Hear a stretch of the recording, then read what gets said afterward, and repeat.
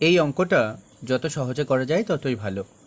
একটি ভগ্নাংশের লব 10% কমানো হলে এবং হর 10% বাড়ানো হলে নতুন ভগ্নাংশটির মান হয় 9/22।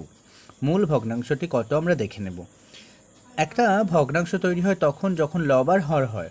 আমরা ধরে নিচ্ছি লব হচ্ছে 100x ধরে নিলাম, আর হর হচ্ছে 100y 100y ধরে নেওয়া হলো। এখন আমাদের নতুন যে ভগ্নাংশ সেই ভগ্নাংশের মান বের করাতে হবে। এখন ওরা বলছে যে লবকে 10% কমাতে হবে, তাহলে 100x 10% কমে গেলে হয় কত, 90x 90x 90x হয়। আর হর 10% বেড়ে গেলে হয় কত, 110x। তাহলে আমরা লিখে 10y, কারণ 100y ছিল, 10% বেড়েছে, তাহলে হবে 110y। এই যে নতুন ভগ্নাংশ তৈরি হলো সেটার মান হবে 9/22, মানে এই ভগ্নাংশ আর এই 9/22 সেটা সমান। এখন আমরা কি করব, কাটাকুটি করার চেষ্টা করব। এই 0 0 কেটে গেল, 9 দিয়ে 9 কেটে গেলে 1 থাকে, আর এখানে 11 দিয়ে 22 কেটে গেলে 2 থাকে। তাহলে ডান দিকে পড়ে রইল 1/2 আর বাঁ দিকে রয়ে গেল x/y। এখন x/y একটা ভগ্নাংশ যার মান 1/2।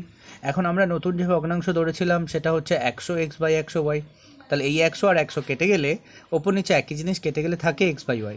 তার মানে সেই নতুন ভগ্নাংশটার মান x/y ছিল। তাহলে x/y এর মান কত পেয়েছি আমরা, এই অঙ্কের ক্যালকুলেশন করে পেয়েছি 1/2 x/y। এটাই হচ্ছে মূল ভগ্নাংশ। এই মূল ভগ্নাংশের মান হচ্ছে অপশান সি 1/2 সঠিক উত্তর। এই ধরনের কন্টেন্ট প্রতিনিয়ত এই চ্যানেল থেকে আপলোড করা হয়। চ্যানেলটি সাবস্ক্রাইব করে সঙ্গে থাকুন। শর্ট সেকশনটা ভিজিট করুন, যেখানে হাজারো শর্টকাট ট্রিকের সাহায্যে ম্যাথ করে দেওয়া রয়েছে।